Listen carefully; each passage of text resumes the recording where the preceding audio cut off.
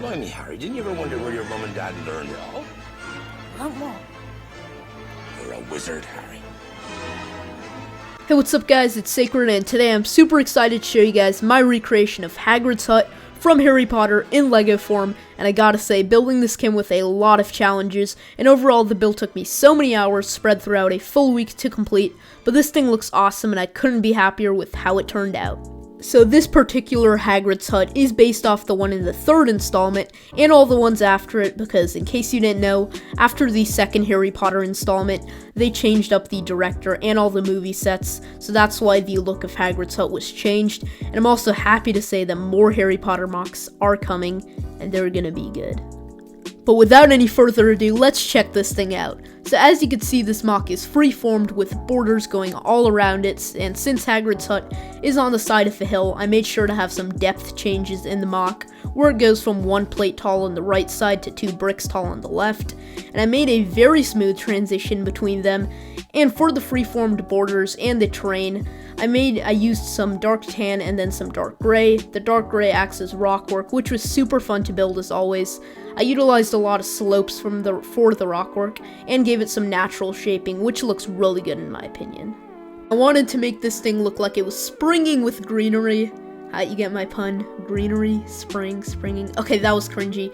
But yeah, that's why I used a ton of foliage pieces in this Moc, and I even added a custom tree on the left side, and I think that really makes it look like it's near a forest, since Hagrid's hut is on the edge of the Forbidden Forest, and I think all the plant life really complements the build well, and I also added some minor details outside the hut, like this clothes hanger, although it's not used to hang clothes, it's used to hang meat.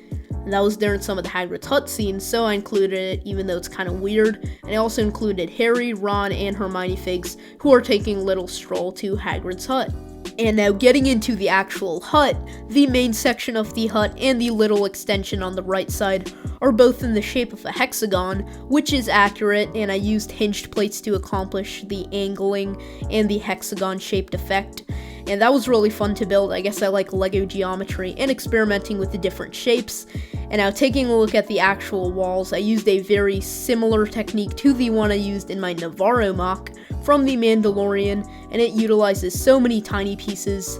It was a pain to build, but it looks extremely accurate, and it looks amazing in general. I used plates, tiles, slopes, studs, masonry bricks, ingots, headlight bricks on their side, clips, and these other pieces that connect to the clips, bars, mixel joints, robotic arm pieces, and a whole bunch more.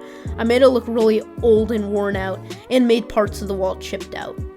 And for the color scheme, I used a dark gray, light gray, dark tan, and then some sand green to give it the effect that there's some moss growing throughout the walls. And I also put windows in the accurate spots throughout the hut, and then that side part that extends out from the hut.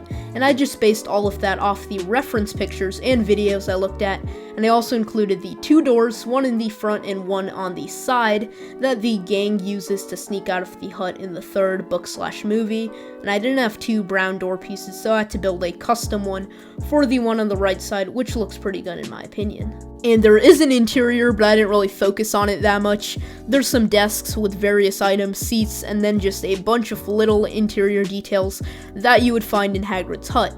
But moving on to the roofs, which were by far the hardest sections to make, I spent hours just prototyping them, and finally I did make a final product that I was proud of.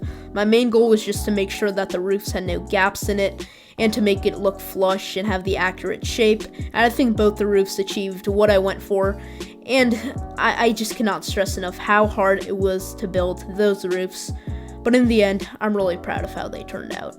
And that pretty much sums up this Moc. This took a long time to build, but the final product looks fantastic in my opinion. Definitely one of my new favorite Mocs, and I hope you guys enjoyed this one as well.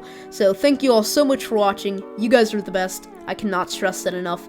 Leave your thoughts down below along with some future Moc suggestions.